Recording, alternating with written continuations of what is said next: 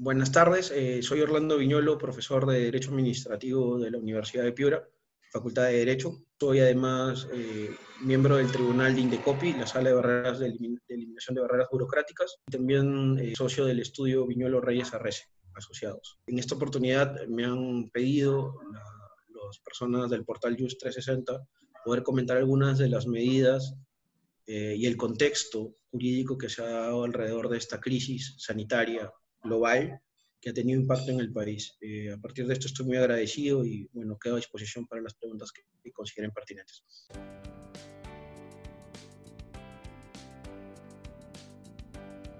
Sí, el gran problema sigue siendo, y este es el gran tema, el gobierno tiene que entender que vivimos en descentralización. O sea, y el territorio nacional es muy grande y muy complejo. Las ciudades, cada una es distinta en sus modalidades, en sus usos, en sus costumbres y en su propia dinámica interna. Lima no es comparable con otras ciudades en el Perú. Igual las ciudades del sur no son comparables con las del norte o con las del oriente. Y también el territorio nacional tiene una gran cantidad de pobladores, yo diría casi un cuarto de la población, que es exclusivamente rural.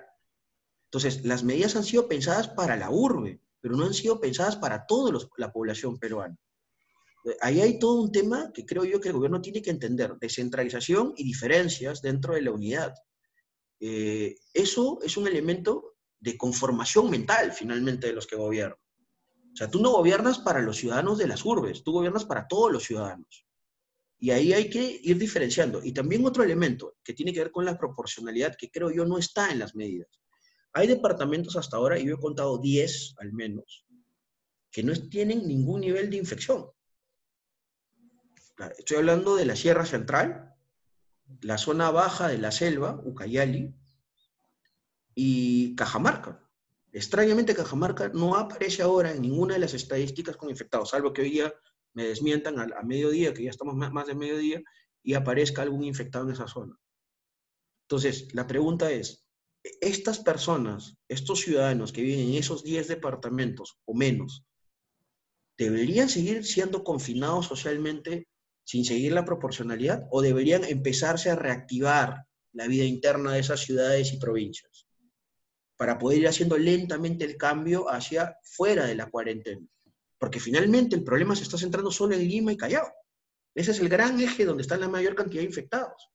Entonces, eso no está pensado en las medidas. Son medidas de corte nacional estándar. Creo yo que eso no es correcto desde el aspecto jurídico sanitario. Tiene que hacerse otro tipo de enfoque. Ese tipo de cosas es lo que creo yo debería enfocarse en los próximos días el gobierno, a mi modo de ver, y de manera humilde, para poder entender el asunto peruano e ir lentamente viendo el tema de la post-crisis, que ya estamos entrando a esa fase de la post-crisis, ¿no? Algo que siempre se tiene que buscar en asuntos catastróficos o de emergencia es ser simple y tener seguridad jurídica en todo lo que se hace. Porque la idea es superar la catástrofe y la crisis para volver a la normalidad. Entonces, lo que se haya hecho en ese momento va a tener impacto en la normalidad del futuro y tiene impacto en el momento exacto en donde se plantea. Entonces, si eso es así, lo que ha faltado en Perú, y creo que, y eso es una investigación que estoy adelantando a partir de un trabajo monográfico que se va a publicar pronto en España con los colegas profesores de la Universidad del Externado y los profesores de la Universidad de Piura, que es, ¿qué pasa en una emergencia? ¿Cuáles son los aspectos jurídicos de la emergencia? Y la conclusión a la que llegamos en este monográfico, que recoge las ponencias hechas el año pasado en un congreso en el Campus Piura, es que la emergencia en Perú no está consolidada alrededor de un dispositivo. Necesitamos una gran ley general que desarrolle las pocas cosas que la Constitución tiene sobre la emergencia y que no se deje todo en manos de los casos concretos y del gobernante de turno, las definiciones de cada emergencia, porque se vuelve todo un pandemonio. Para citar solo un ejemplo, lo que pasó en Piura y el norte peruano respecto al fenómeno del Niño ha generado un régimen de post-crisis que es francamente desordenado. Todo el régimen de la llamada reconstrucción con cambios con una administración pública encargada de eso. Hasta ahora, por los datos que se tienen, básicamente presupuestarios y económicos, solo se ha gastado menos de un tercio del presupuesto que se tiene que hacer para la post-crisis. Todo lo que tiene que ver con la reconstrucción y habilitación de infraestructuras públicas y servicios. Luego, en la época de la crisis misma, en ese momento, no se tenía claro desde el aspecto competencial quién declaraba la crisis de emergencia regional respecto al desborde del río Piura, por ejemplo. O sea, no se tenía claro si era la autoridad local, la autoridad regional o la autoridad estatal a través de la ANA o el presidente de la República. O sea, eso en el momento en que vivimos es inadmisible. Eso no se nota ahora con la crisis y la emergencia sanitaria, dado que al ser algo globalizado, el presidente asumió el control de todo, ¿sí? Y utilizando decretos de urgencia que no están pensados para medidas de emergencia en sí mismas, ha señalado que él es el competente para llevar adelante y afrontar con las administraciones públicas del Estado toda la crisis sanitaria. Pero no podemos seguir viviendo así, no podemos seguir viviendo en ese caos y en ese desorden. Necesitamos que el Congreso de la República haga una verdadera ley general de la emergencia, que tenga posibilidades para protocolizar las diferentes materias de emergencia que puedan pasar. Puede ser materias financieras, puede ser como pasó en el 2008 en algunas partes del mundo, puede ser una emergencia sanitaria como la que estamos viviendo ahora, o una emergencia climática. O sea, no hemos pensado eso, y más aún tenemos desperdigado todo en un montón de temas relacionados con la defensa civil. O sea, tenemos que unificar eso también. Y quizás una emergencia tecnológica. ¿Qué puede pasar si en el Perú pasa un apagón tecnológico y se caen todos los sistemas que tenemos para poder llevar adelante? ¿Cuál es la salida que daría el Estado frente a eso? O una emergencia de seguridad y orden interno, como la que hemos tenido en los años 80, que implica aspectos militares, policiales, penitenciarios, judiciales. O sea, tenemos que ser un país que utilice de manera fehaciente la previa planificación.